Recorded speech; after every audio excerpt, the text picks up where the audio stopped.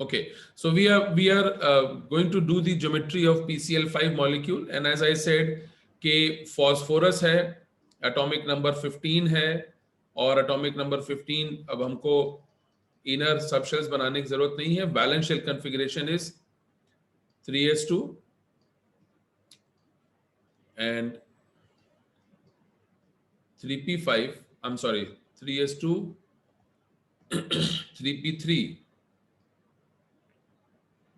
and 3d0. This is the valence shell electronic configuration of phosphorus, and then we will draw it. We'll draw the box diagram. So ये हो गया हमारी 3s2. Then we have 3p में 3 electrons हैं, तो 1, 2 and 3, and then of course we have a fully vacant 3d subshell, पूरी तरह से खाली है ये.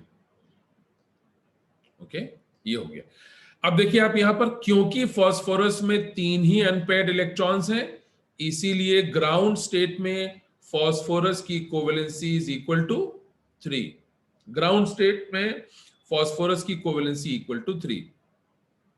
Now it is very clearly evident कि फास्फोरस के साथ PCl5 मॉलिक्यूल में, in the PCl5 molecule, phosphorus के साथ 5 क्लोरीन एटम्स जुड़े हैं, 5 क्लोरीन एटम्स, और एक क्लोरीन में एक अनपेयर्ड इलेक्ट्रॉन है उसके वैलेंस शेल में. तो 5 क्लोरीन में 5 अनपेयर्ड इलेक्ट्रॉन्स होंगे. लेकिन फास्फोरस के पास ग्राउंड स्टेट में 5 अनपेयर्ड इलेक्ट्रॉन्स अवेलेबल नहीं है. इसका मतलब फास्फोरस ग्राउंड स्टेट में PCl5 मॉलिक्यूल नहीं बना पाएगा. PCl5 मॉलिक्यूल बनने के लिए जिस तरह से क्लोरीन में 5 अनपेयर्ड इलेक्ट्रॉन्स है, 5 क्लोरीन में एक अनपेयर्ड इलेक्ट्रॉन से कुल मिला के 5 अनपेयर्ड इलेक्ट्रॉन्स हो गए, उसी तरह से फास्फोरस के भी ग्राउंड स्टेट में 5 अनपेयर्ड इलेक्ट्रॉन्स होना जरूरी है, और वो ग्राउंड स्टेट में अवेलेबल नहीं है. इसीलिए क्या होगा, फास्फोरस अपने एक्साइटेड स्टेट में चला जाएगा. पहले एक्साइटेड स्टेट में, उसको हम लोग स्टार द्वारा रिप्रेजेंट करते हैं, एक्साइटेड स्टेट. और जब एक्साइटेशन हो रहा है, तो किस तरह से एक्साइटेशन हो रहा है, what kind and how the excitation is taking place. Well, इसको नोटिस कीजिएगा. ये देखिए 3s में जो 2 इलेक्ट्रॉन्स हैं, 3s सबशेल के अंदर 2 इलेक्ट्रॉन्स हैं, इन्हीं में से एक इलेक्ट्रॉन अनपेयर होगा और प्रोमोट होगा, और वो 3s सबशेल से वेकेंट 3d सबशेल में शिफ्ट हो जाएगा. From 3s to 3d one of the electrons will be promoted. और जब ये प्रोमोशन होगा इलेक्ट्रॉन का, तब आफ्टर प्रोमोशन या आफ्टर एक्साइटेशन कह लीजिए, तब 3s के अंदर भी एक ही इलेक्ट्रॉन बचेगा. 3p में 3 इलेक्ट्रॉन्स पहले से अवेलेबल है, सो वो एज इट इज आप ड्रॉ कर लेंगे. ये 3p का पहला, दूसरा और तीसरा. And then of course 3d जो पहले पूरी तरह से खाली था, after excitation, after promotion of electron,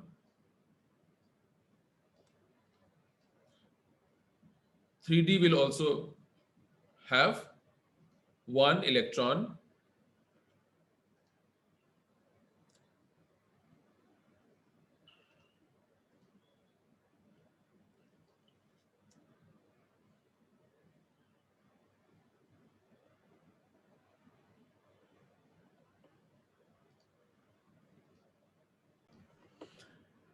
So let's begin once again. PCl5 molecule. I hope now it will perform the functions easily. Phosphorus, atomic number 15. Valence shell configuration of phosphorus is 3s2, 3p3 and 3d0. This is the valence shell configuration in phosphorus. Okay, then we draw the box diagram. You've already done it many times, so I suggest that you draw with me and try and do it yourself. So 3s2 हो गया. 3p में हमारे पास 3 electrons हैं, unpaired electrons, और हमारे पास एक फुल्ली वेकेंट 3d ऑर्बिटल है. A fully vacant 3d orbital. Okay, so क्योंकि यहां पे देखिए आप फास्फोरस के पास बिल्कुल साफ दिखाई दे रहा है that there are only 3 unpaired electrons in the valence shell of phosphorus atom, so covalency in the ground state in phosphorus is equal to 3. so अब आप देखिए यहां पर फास्फोरस 5 क्लोरीन एटम्स के साथ जुड़ा हुआ है. प्रत्येक क्लोरीन के पास एक अनपेयर्ड इलेक्ट्रॉन है, तो 5 क्लोरीन के पास कुल मिला के 5 अनपेयर्ड इलेक्ट्रॉन्स होंगे, और फास्फोरस के पास ग्राउंड स्टेट में केवल तीन अनपेयर्ड इलेक्ट्रॉन्स हैं. इसका मतलब फास्फोरस ग्राउंड स्टेट में यह काम नहीं कर पाएगा.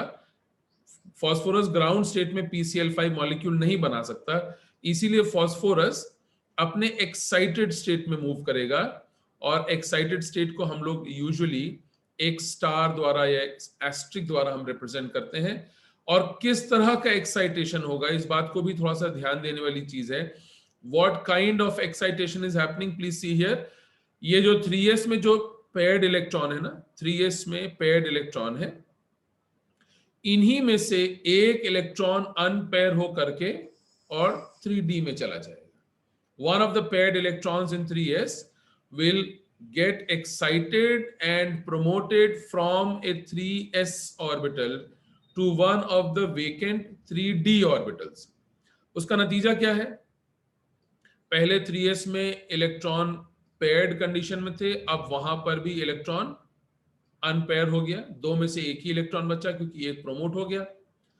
3p में हमारे पास पहले से ही 3 अनपेयर्ड इलेक्ट्रॉन्स अवेलेबल हैं, so we just do that simply. और उसके बाद 3d जो पहले फुल्ली वेकेंट था, पूरी तरह से खाली था, अब उसमें 3s का एक इलेक्ट्रॉन पहुंच गया है. ये कंडीशन हो गई.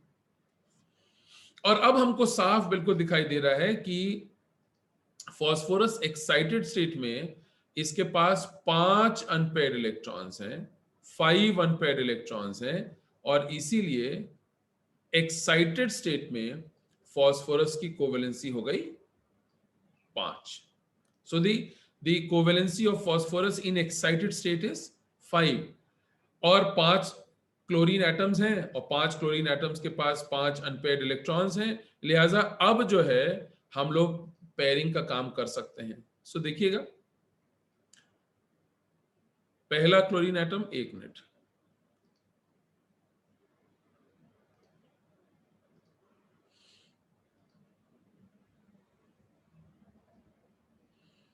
सो फर्स्ट क्लोरीन एटम आया, सिग्मा बॉन्ड बना, Cl. दूसरा क्लोरीन एटम आया, सिग्मा बॉन्ड बन गया, Cl. तीसरा chlorine atom, sigma bond, Cl. चौथा chlorine atom, sigma bond, Cl. और 5वां chlorine atom, sigma bond, Cl. So आप यहां देखिए बिल्कुल साफ, बिल्कुल बहुत ही क्लियरली ये चीज अवेलेबल और विजिबल है आपके लिए, दैट देयर आर 5, मैं यहां लिख भी रहा हूं, 5 phosphorus chlorine sigma bonds. There are 5 phosphorus chlorine sigma bonds. और हम ये बात जानते हैं कि यदि 5 बॉन्ड्स होंगे तो as per the Vesper theory, the geometry of any molecule or ion having 5 electron pairs in the valence shell will acquire a trigonal bipyramidal geometry. तो ये 5 फॉस्फोरस क्लोरीन सिग्मा बॉन्ड्स हैं. अब इसकी ज्योमेट्री हम लोग बना लेते हैं. ओके, सो ये यहां पर ये पहला पार्ट हो गया ज्योमेट्री डिटर्मिनेशन का. Now let's begin with the geometry part. So ये हो गया हमारा ट्राइंगुलर बेस, ये ट्राइंगुलर बेस है, और इस ट्राइंगुलर बेस के बिल्कुल सेंटर में हमारा फास्फोरस एटम है, फास्फोरस एटम। ये पहला बॉन्ड, दूसरा बॉन्ड, तीसरा बॉन्ड, चौथा बॉन्ड और पांचवा बॉन्ड। सो ये Cl, Cl, Cl, Cl. I am deliberately going very slow because these are very important molecules, very very important geometries जो आपको अच्छे तरीके से बनाना आना चाहिए। ओके, ये हो गया देखिए PCl5 molecule. Now please understand, ये एक बहुत इंपॉर्टेंट बात इससे समझने वाली ये है कि इसमें दो तरह की पोजीशंस हैं, इसको समझिएगा। देखिए ये जो पोजीशन है इक्वेटोरियल बेस पर, जिसको मैंने ब्लू से मार्क किया है, इसे हम कहते हैं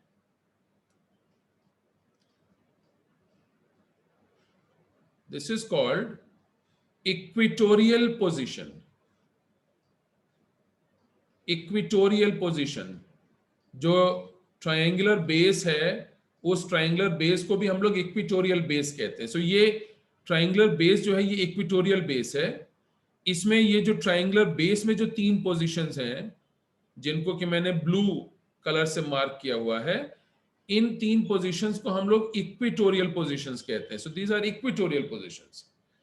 और इसके अलावा जो दो पोजीशंस और हैं, उनको दूसरा नाम दिया गया है। सो ये एक पोजीशन है, यूज अ डिफरेंट कलर।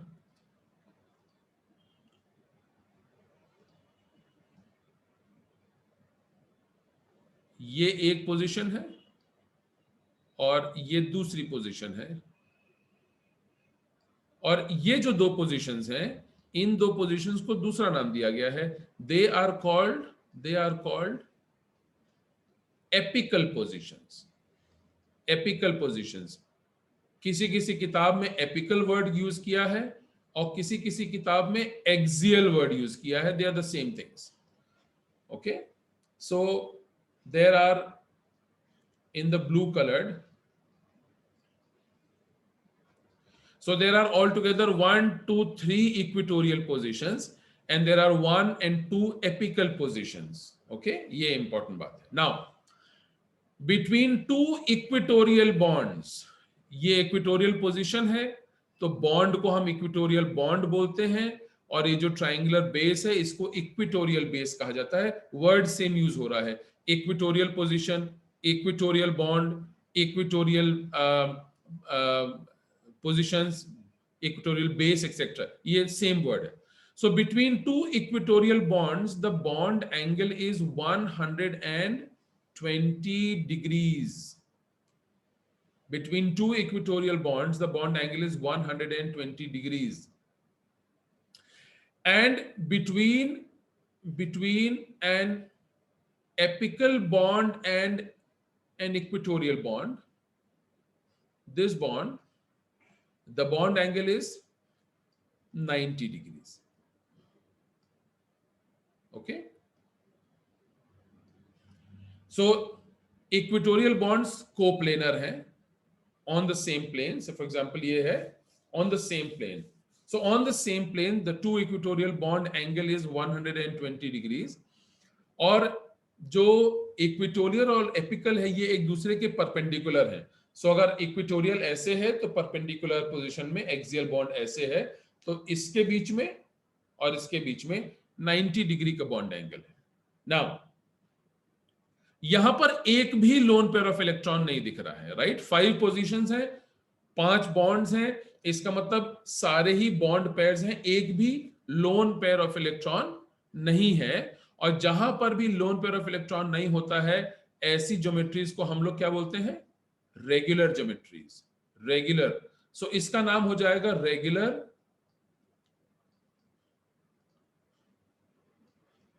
मेरे साथ साथ इसको आप नोट करते चलिएगा। It's called regular trigonal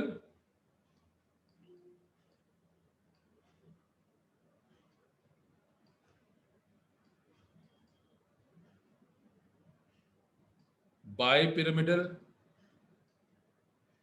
geometry.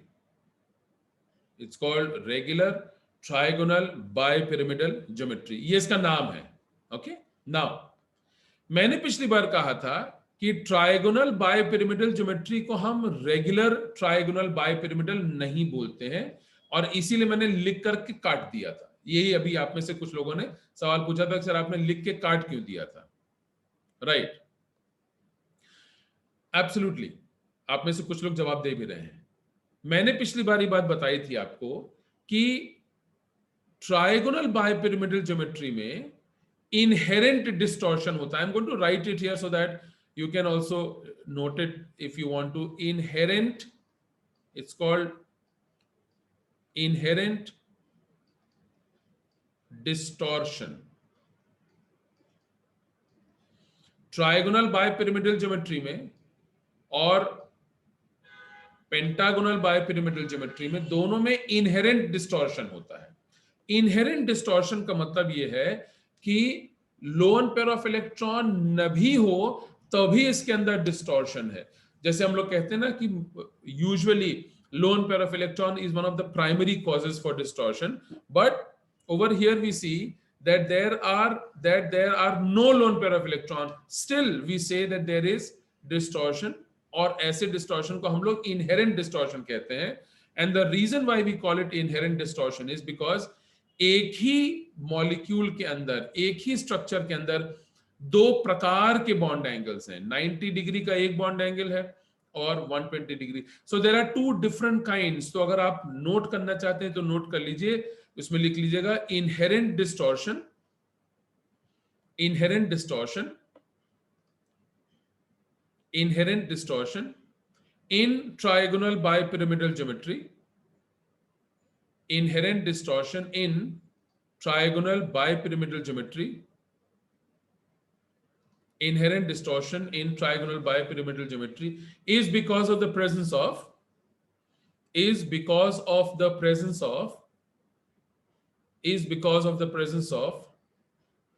two different kinds of bond angles, is because of the presence of two different kinds of bond angles, is because of the presence of two different kinds of bond angles. As a result,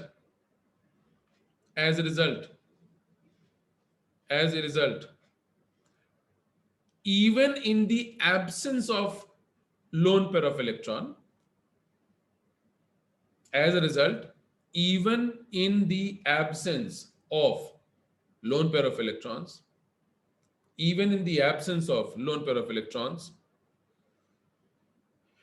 the geometry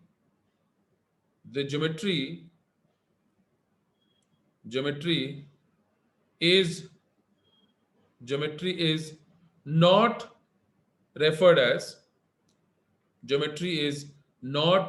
referred as regular. Therefore, even in the absence of lone pair of electron, geometry is not referred as regular. Okay, so अगर आपसे पूछा जाए what is the geometry of PCl5 molecule, simply you can say the geometry of PCl5 molecule is trigonal bipyramidal geometry. Sir, the question is, sir, is it specific for PCl5 or wherever there is yes, wherever there is trigonal bipyramidal geometry, it will be called, just simply called trigonal bipyramidal and not regular. Astha, sir, does that mean in each geometry with more than one kind of bond angle inherent? Yes, absolutely correct. That's what I said. जहां पर एक से अधिक प्रकार के bond angles होंगे उनको inherent distortion वाले ज्योमेट्रीज कहा जाता है, इसीलिए उन ज्योमेट्रीज को हम लोग रेगुलर ज्योमेट्रीज नाम नहीं देते. So before you is the geometry of PCl5 molecule, phosphorus pentachloride molecule. इसका स्क्रीनशॉट ले लीजिए so that you can use it. Okay, please take a screenshot.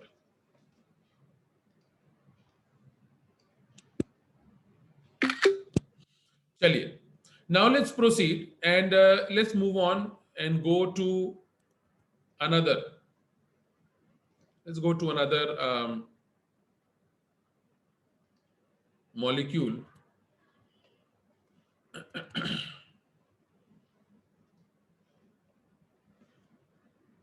ठीक, okay. Now our next molecule is sulfur tetrafluoride molecule, another very interesting molecule. और मैं चाहता हूं कि आप लोग इसकी ज्योमेट्री भी बनाइए, अपने आप कोशिश कीजिए. Let's see how you are able to do it. SF4 molecule, sulphur tetrafluoride molecule. चलिए अपने आप बनाने की कोशिश कीजिए. Let's see how much you are able to do it by yourself. Sulphur tetrafluoride molecule, okay. और वंस अगेन याद रखिएगा, sulphur is atomic number 16. atomic number 16 है. चलिए कोशिश कीजिए अपने आप बनाने की.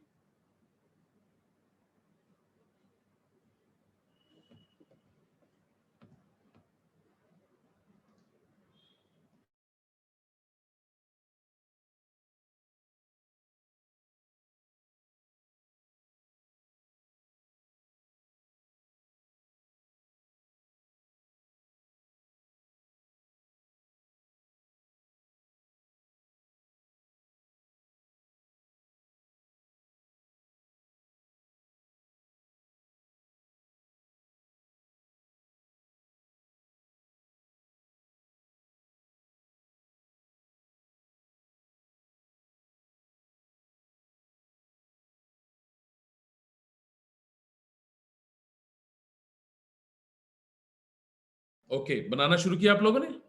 सो सल्फर एटॉमिक नंबर 16. अब देखिए इसका कॉन्फ़िगरेशन, फास्फोरस 15 था, 3s2 3p3 था, तो इसका हो जाएगा 3s2. चलो अपने आप थोड़ा सा स्पीड बढ़ाओ.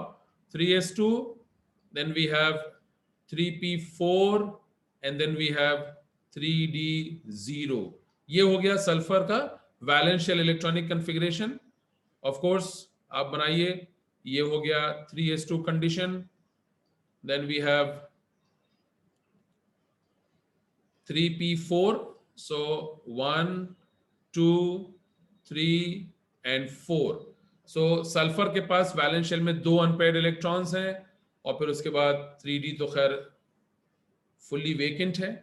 तो 1, 2, 3, 4, 5 वेकेंट ऑर्बिटल्स. सो अब आप देखिए यहां पर सल्फर ग्राउंड स्टेट में कोवेलेंसी बराबर 2. Why? Because there are 2 unpaired electrons. Because of the presence of 2 unpaired electrons, sulfur has covalency equal to 2. अब आप देखिए इधर सल्फर के साथ 4 फ्लोरीन एटम्स जुड़े हुए हैं, ठीक है, और एक फ्लोरीन के पास एक अनपेयर्ड इलेक्ट्रॉन है. तो 4 फ्लोरीन के पास 4 अनपेयर्ड इलेक्ट्रॉन्स होंगे, यानी सल्फर के पास भी 4 अनपेयर्ड इलेक्ट्रॉन्स होना चाहिए 4 फ्लोरीन के साथ बॉन्ड करने के लिए. और अभी फिलहाल सल्फर के पास ग्राउंड स्टेट में केवल 2 ही अनपेयर्ड इलेक्ट्रॉन्स हैं, जबकि होना चाहिए 4. सो sulfur will move to the first excited state, and when sulfur will move to the first excited state, उसको हम लोग सल्फर एस्ट्रिक या सल्फर स्टार से रिप्रेजेंट करते हैं. अब आप देखिए हमें 3s इलेक्ट्रॉन टच करने की जरूरत नहीं है, क्योंकि 3p में भी 2 इलेक्ट्रॉन्स पेयर्ड कंडीशन में है. तो 3p के जो इलेक्ट्रॉन है उसकी अनपेयरिंग हो जाएगी, 3p के इलेक्ट्रॉन की अनपेयरिंग हो जाएगी, और ये वाला पहले ऑर्बिटल में जो 2 इलेक्ट्रॉन्स पेयर्ड कंडीशन में थे, इन्हीं में से एक इलेक्ट्रॉन 3d में शिफ्ट होगा. यानी 3p में अब 3 अनपेयर्ड इलेक्ट्रॉन्स बचे, और इन्हीं में से जो पेयर्ड इलेक्ट्रॉन था उसमें से एक की अनपेयरिंग हो जाती है, and it moves to the first vacant orbital in the 3d subshell. अब देखिए आप सल्फर के पास कुल मिलाकर के 4 अनपेयर्ड इलेक्ट्रॉन्स हैं, सो कोवेलेंसी बराबर 4. सो 4 फ्लोरीन के पास 4 अनपेयर्ड इलेक्ट्रॉन्स हो जाएंगे, तो सल्फर के पास भी 4 अनपेयर्ड इलेक्ट्रॉन्स अब अवेलेबल हो गए, और ये 4 अनपेयर्ड इलेक्ट्रॉन्स. अब देखिए यहां पर आप, ये पहला फ्लोरीन एटम आया, सिग्मा बॉन्ड फ्लोरीन। दूसरा unpaired electron, sigma bond fluorine. ये तीसरा unpaired electron, sigma bond fluorine. और ये चौथा unpaired electron, sigma bond fluorine. ठीक। सो इसको हम क्या बोलते हैं? This is called a lone pair. So there are five electron pairs. अब इस 5 में से 1 is a lone pair and 4 are sigma bond pairs. 1 is a lone pair and 4 are sigma bond pairs, और कुल मिलाकर के 5 इलेक्ट्रॉन पेयर्स हैं। इसका मतलब सल्फर टेट्राफ्लोराइड मॉलिक्यूल की ज्योमेट्री भी ट्राइगोनल बाइपिरामिडल होगी, क्योंकि यहां पर भी 5 इलेक्ट्रॉन पेयर्स हैं। लेकिन PCl5 में और सल्फर टेट्राफ्लोराइड में एक बेसिक फर्क ये है, PCl5 में पांचों बॉन्ड पेयर से एक भी लोन पेयर ऑफ इलेक्ट्रॉन नहीं था, जबकि सल्फर टेट्राफ्लोराइड में 5 में से एक लोन पेयर ऑफ इलेक्ट्रॉन है। और क्योंकि यहां लोन पेयर ऑफ इलेक्ट्रॉन है, इसीलिए ज्योमेट्री का नाम हो जाएगा डिस्टॉर्टेड ट्राइगोनल बाइपिरामिडल। मैंने बात आपको बताई थी, लोन पेयर अगर होगा तो डिस्टॉर्टेड ट्राइगोनल बाइपिरामिडल कहलाएगा। अगर एक भी लोन पेयर ऑफ नहीं है तो उसको हम लोग सिंपली ट्राइगोनल बाइपिरामिडल कहेंगे। सो ये स्टेप नंबर 1 है। Let's now move quickly towards the geometry determination part. और ये बड़ा इंटरेस्टिंग है इसका ज्योमेट्री डिटर्मिनेशन वाला पार्ट। सो ये देखिए हमारा ट्राइगोनल बेस है। ये बहुत इंपॉर्टेंट बातें हैं, इसलिए इसको खूब बढ़िया तरीके से समझिए। समझ लेंगे तो आपको किसी तरह की प्रॉब्लम नहीं होगी। So this is our sulphur. ठीक। अब बहुत ध्यान से बात को सुनिएगा। The lone pair of electron in sulphur central atom, lone pair of electron, occupies one of the equatorial positions. The sulfur central atom has one lone pair of electron which occupies one of the equatorial positions. मैंने आपको बताया था अभी थोड़ी देर पहले कि ये जो बेस होता है इसको हम लोग इक्वेटोरियल बेस कहते हैं, और ये जो पोजीशंस हैं इनको इक्वेटोरियल पोजीशन कहा जाता है। They are called equatorial positions. Okay, they are called equatorial positions. So there are 3 equatorial positions, जिसमें से एक के ऊपर हमारा loan pair of electron present होता है। ओके। अब ये सल्फर का पहला बॉन्ड, सल्फर का दूसरा बॉन्ड, सल्फर का तीसरा bond, and of course sulphur का चौथा बॉन्ड। सो 4 बॉन्ड्स हैं, 4 फ्लोरीन एटम जुड़े हैं। पहला, दूसरा, तीसरा फ्लोरीन और चौथा फ्लोरीन। ठीक। सो 4 फ्लोरीन एटम्स इस तरह से आकर के जुड़े हुए हैं।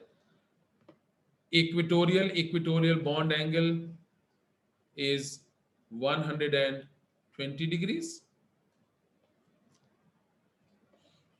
Equatorial apical bond angle is 90 degrees. हालांकि इसमें थोड़ा थोड़ा वेरिएशन हो सकता है क्योंकि loan pair of electron present है, तो ये बॉन्ड एंगल में थोड़ा सा चेंज आएगा। So let's do one thing, let's not right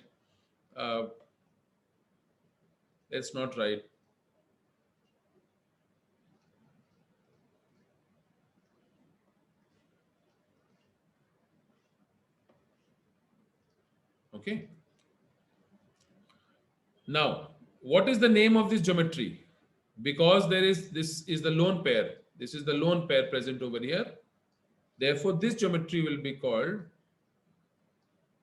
मेरे साथ नोट करिएगा, this is called distorted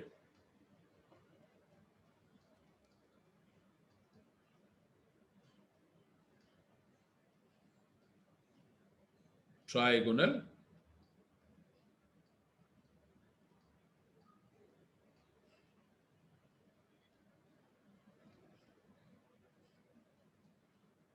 bipyramidal geometry, distorted trigonal bipyramidal geometry इसका नाम होगा. Okay, let's see. Absolutely correct. Now ये ज्योमेट्री है, डिस्टॉर्टेड ट्राइगोनल बायपिरामिडल ज्योमेट्री है, लेकिन मैंने आपको बताया था जब भी ज्योमेट्री डिस्टॉर्टेड होगी तो उसके साथ एक चीज जुड़ जाती है, उसको कहते हैं शेप. अब आप देखिए इसका शेप कैसे डिटरमिन करेंगे हम लोग. देखिए आपके सामने ज्योमेट्री बनी हुई है, इस ज्योमेट्री को आप क्लॉकवाइज मैनर में 90 डिग्रीज टिल्ट कर दीजिए. क्लॉकवाइज मैनर में 90 डिग्रीज टिल्ट कर दीजिए. तो जब आप क्लॉकवाइज मैनर में 90 डिग्रीज को टिल्ट करेंगे तो आपको इसका शेप मिल जाएगा. सो ये है sulphur.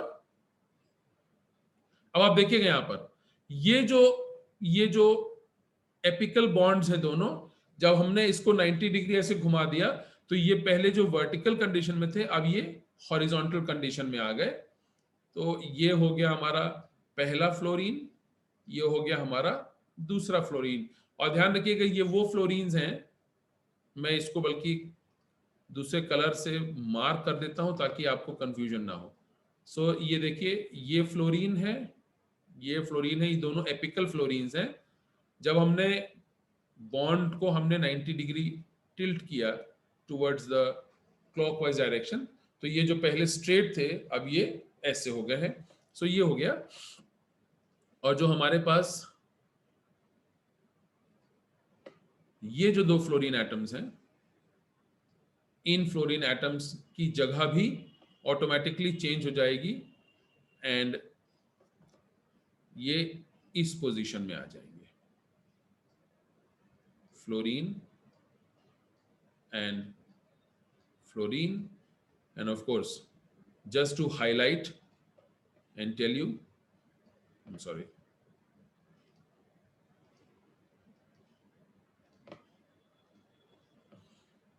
we'll use the same color. ये फ्लोरीन एंड ये फ्लोरीन. अब देखिए ऊपर है डिस्टॉर्टेड ट्राइगोनल बाइपिरामिडल ज्योमेट्री और नीचे जो हमने इसका बनाया है इसको हम लोग कहते हैं shape, and the shape is called seesaw shape. So यहां पर बड़ा बड़ा लिख दीजिए बीच में, distorted trigonal bipyramidal geometry and seesaw shape. Seesaw shape. Okay, please take a screenshot quickly.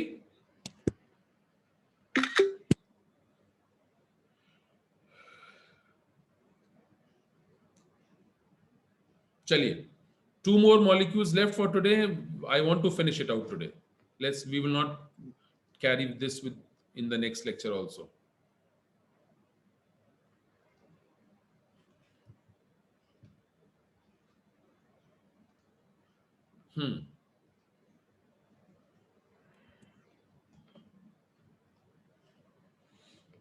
Okay, now let's go on and discuss the geometry of another molecule called ICl3 molecule, iodine trichloride molecule, ICl3 molecule. Okay, another very important molecule और हम लोगों को इसकी geometry आनी चाहिए. So ये भी एक एग्जाम्पल है, एक बहुत ही क्लासिक एग्जाम्पल है कि किस तरह की ज्योमेट्रीज हो सकती हैं. सो ट्राइगोनल बाइपिरामिडल ज्योमेट्री में हम लोगों ने ट्राइगोनल बाइपिरामिडल देखा, फिर हम लोगों ने one loan pair of electron sulphur tetrafluoride का जिसमें सी सॉ शेप है. Now let's go ahead and let's do the geometry of ICl3 molecule, which is another very important molecule. अब चलिए बनाना शुरू करिए.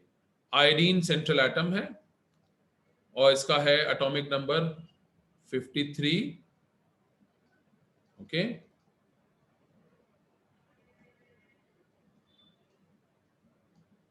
the valential electronic configuration is 5s2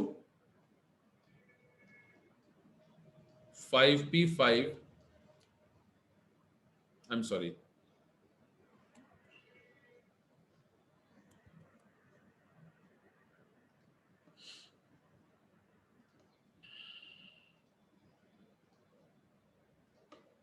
okay, ठीक।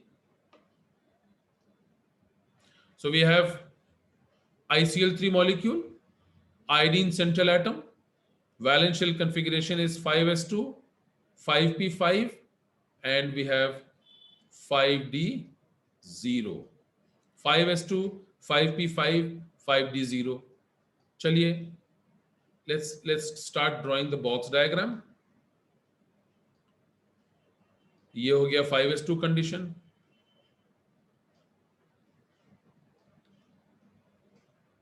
Then we have 5p5. So 1, 2, 3, 4, and 5. ये हो गया 5p5. And of course, then we have a fully vacant 5d orbital. 1, 2, 3, 4 और 1, 5. And covalency equal to, बोलिए, 1. Why 1? Because iodine has only one unpaired electron in the valence shell. Therefore, covalency will be equal to 1. अब इधर देखिए, iodine के साथ 3 chlorine atoms जुड़े हुए हैं. एक क्लोरीन के पास एक अनपेयर्ड इलेक्ट्रॉन है, तो 3 क्लोरीन के पास 3 अनपेयर्ड इलेक्ट्रॉन्स होंगे. तो आयोडीन के पास भी वैलेंस शेल में 3 अनपेयर्ड इलेक्ट्रॉन होना चाहिए. लेकिन ग्राउंड स्टेट में आयोडीन के पास अनपेयर्ड इलेक्ट्रॉन केवल एक ही है.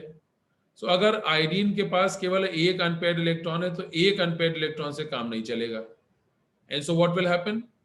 That iodine will move to its first excited state, जिसको कि हम लोग आयोडीन एस्ट्रिक, आयोडीन स्टार के रूप में रिप्रेजेंट करते हैं.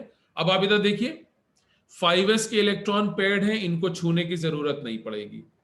5p में 2 इलेक्ट्रॉन पेयर्स हैं, तो उसमें से जो आउटर मोस्ट है, इसी का इलेक्ट्रॉन जो है वो प्रोमोट होकर के 5d में चला जाएगा. सो हमारा 5s एज इट इज रहेगा. फिर उसके बाद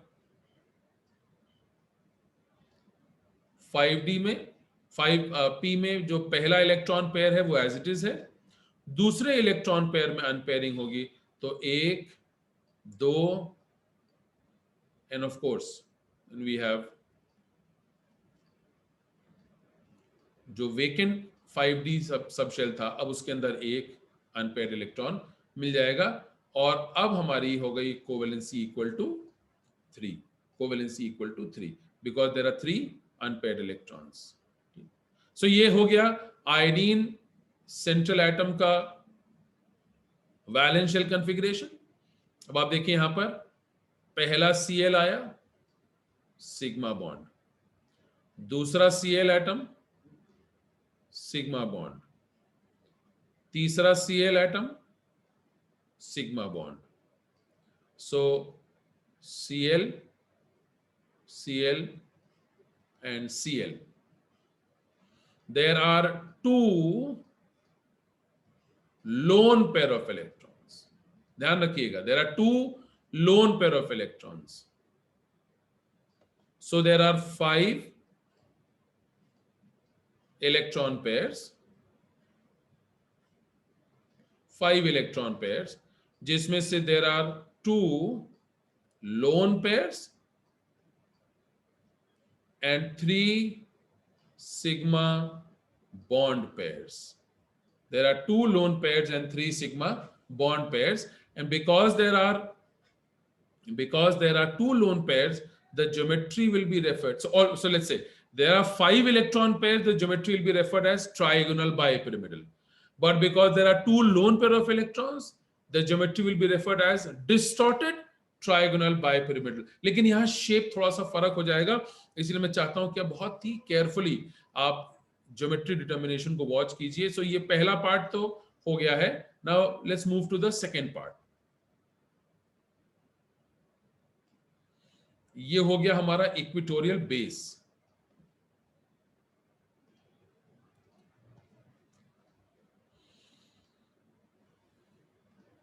ओके, सो ये है, this is our equatorial base.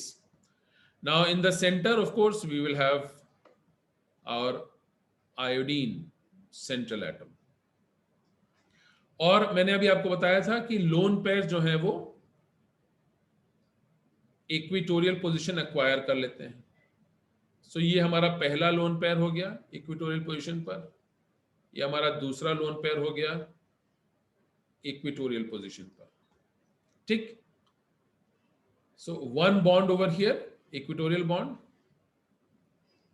Apical bond पहला वाला, एपिकल बॉन्ड दूसरा वाला। सो पहला फ्लोरीन एटम, दूसरा फ्लोरीन एटम और तीसरा fluorine atom. Okay, so we have two apical bonds having attached two fluorine atoms। तो हमने just to mark it, just to label it, मैं इनको इस कलर से मैंने हाईलाइट कर दिया है so that you know exactly which fluorine we are talking about। और ये वाला हमारा इक्विटोरियल फ्लोरीन है, इसको एक अलग कलर से हम हाईलाइट कर देते हैं। Okay, so the geometry of this molecule is, it is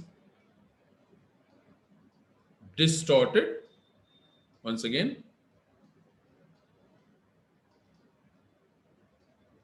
trigonal, bi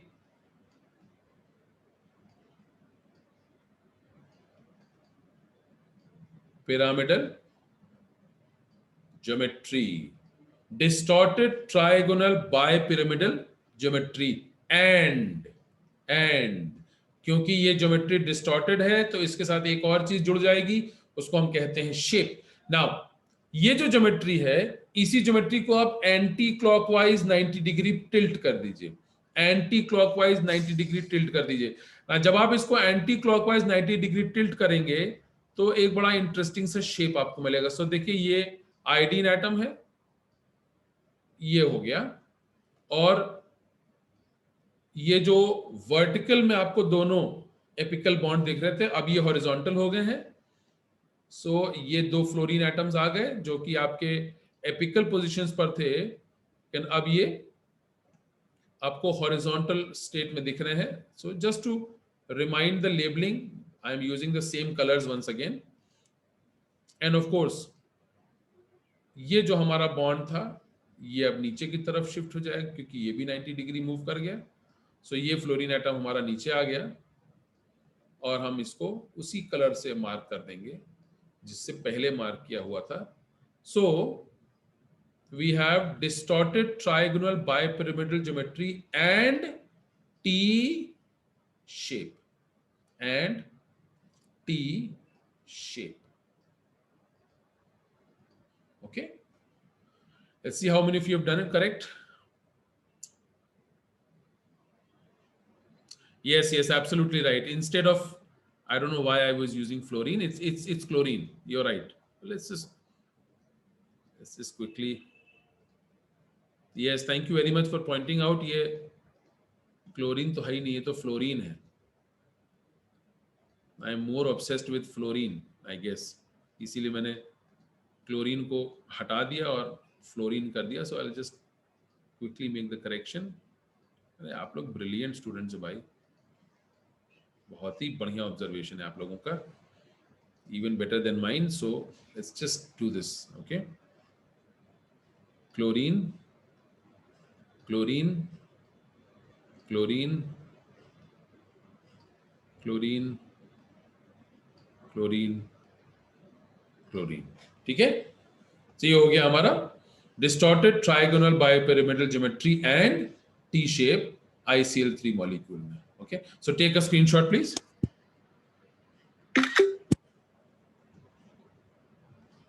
आप में से बहुत सारे लोगों ने बहुत अच्छा,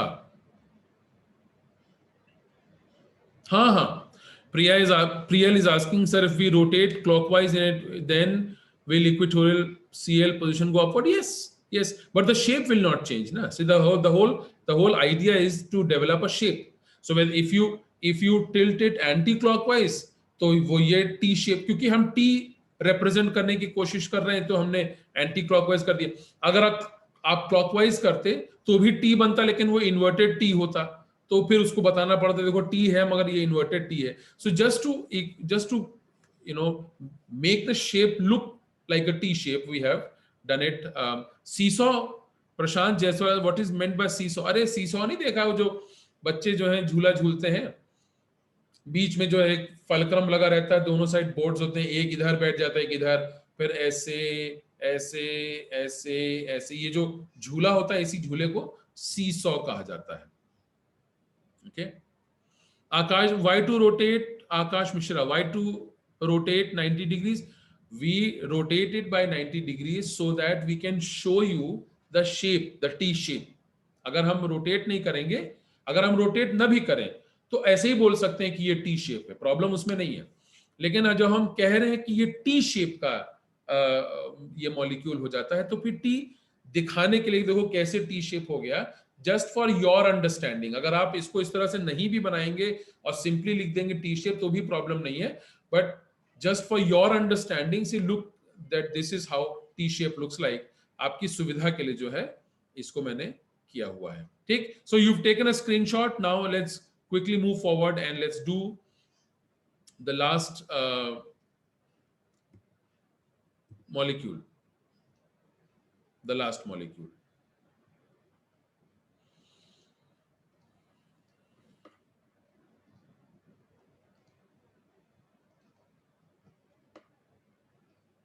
And our last molecule is iodine heptafluoride. IF7.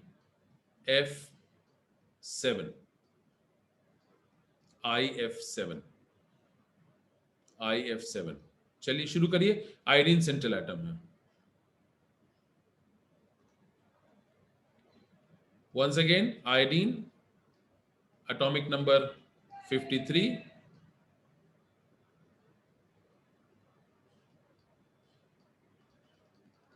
Valence shell configuration 5s2, 5p5 and 5d0.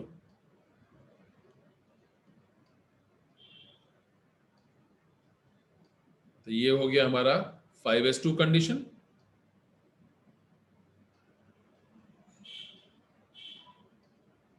ये हो गया हमारा 1 2 3 4 5p5 कंडीशन.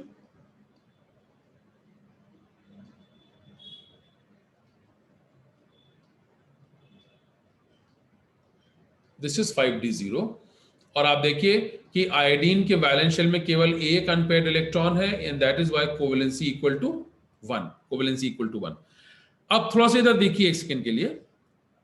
आयोडीन के साथ 7 फ्लोरीन एटम्स जुड़े हुए हैं, 7 फ्लोरीन एटम्स, और हर फ्लोरीन एटम के पास एक अनपेयर्ड इलेक्ट्रॉन होता है. तो 7 फ्लोरीन्स के पास 7 अनपेयर्ड इलेक्ट्रॉन्स होंगे.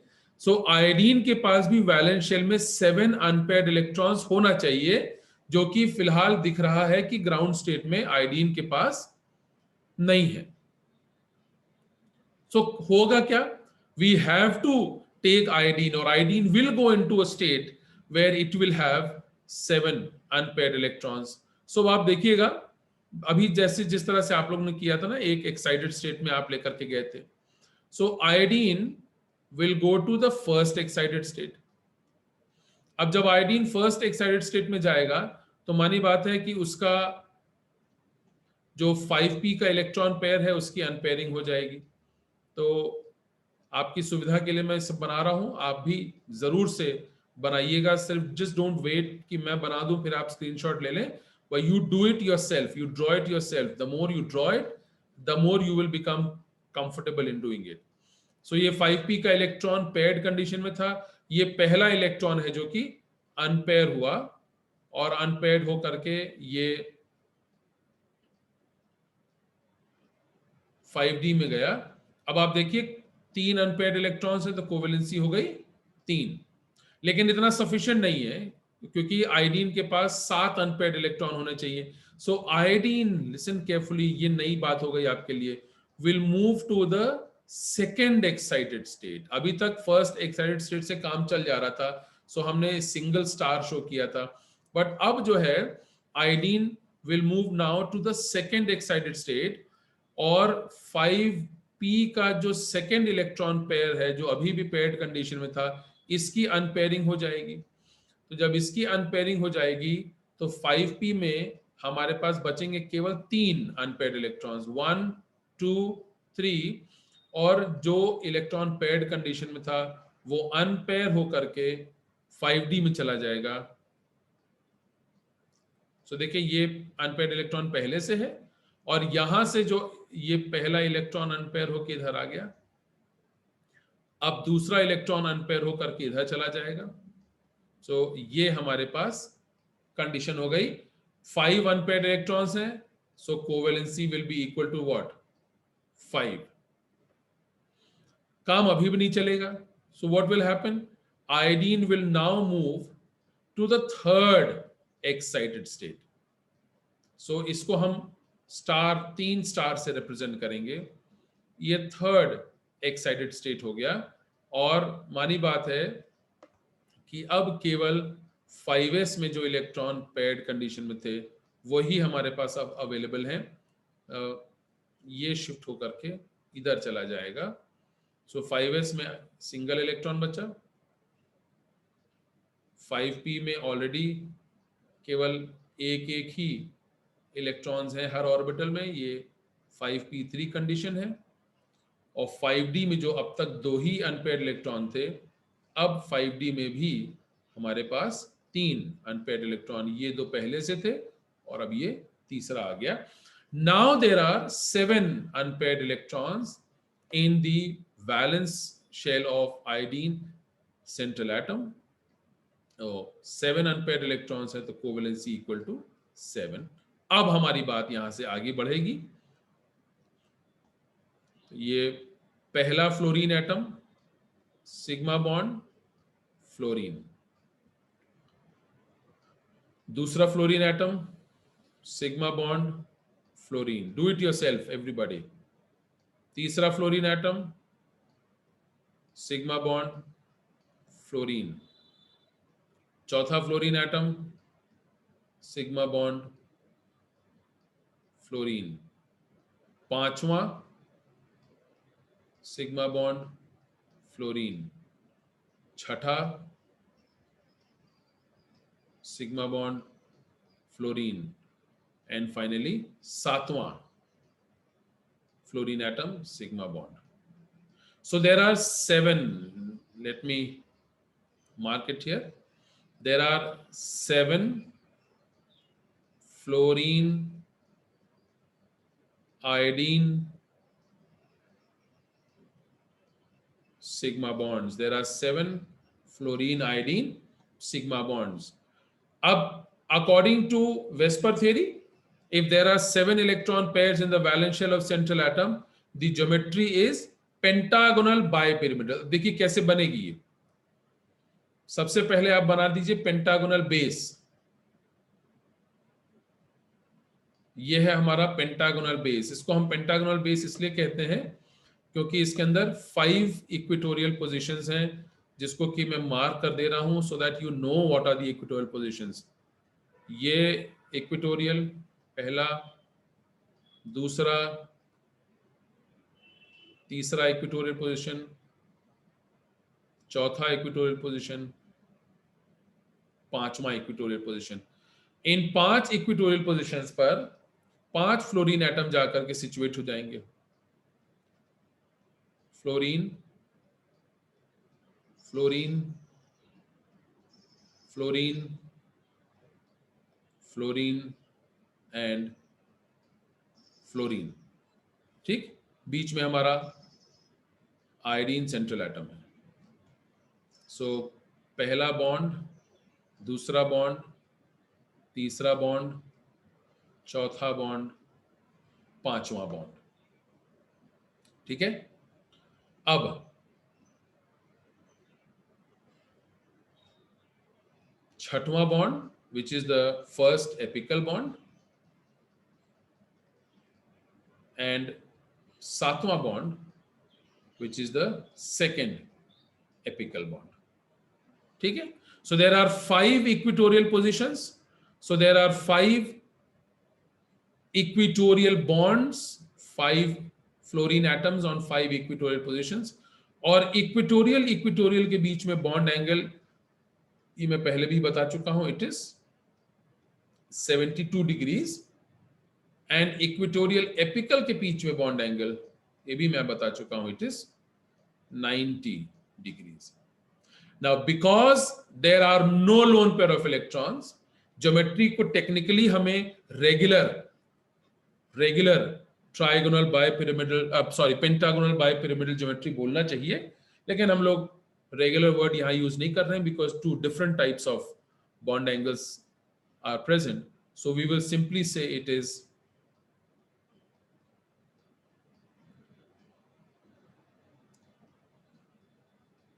pentagonal by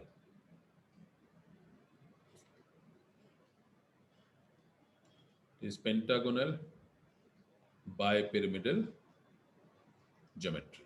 Pentagonal bipyramidal geometry. ठीक है, आयोडीन हेप्टाफ्लोराइड मॉलिक्यूल. सो इसका स्क्रीनशॉट ले लीजिए, आप लोग जरूर से स्क्रीनशॉट ले लीजिए.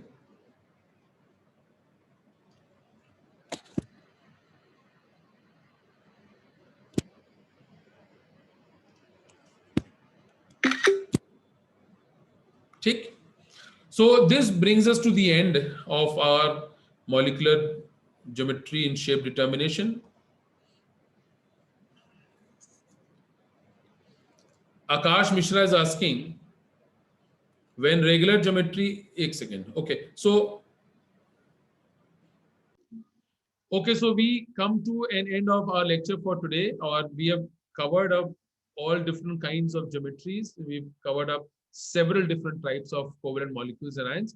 Now, what my request to you is to start practicing each of these molecules, और जो भी molecules आपको book में मिलते हैं उसकी geometries को practice कीजिए खूब बढ़िया तरीके से. And if you have any questions, then you can feel free to post in the chat box and or the comment section, and I will try and answer back to you.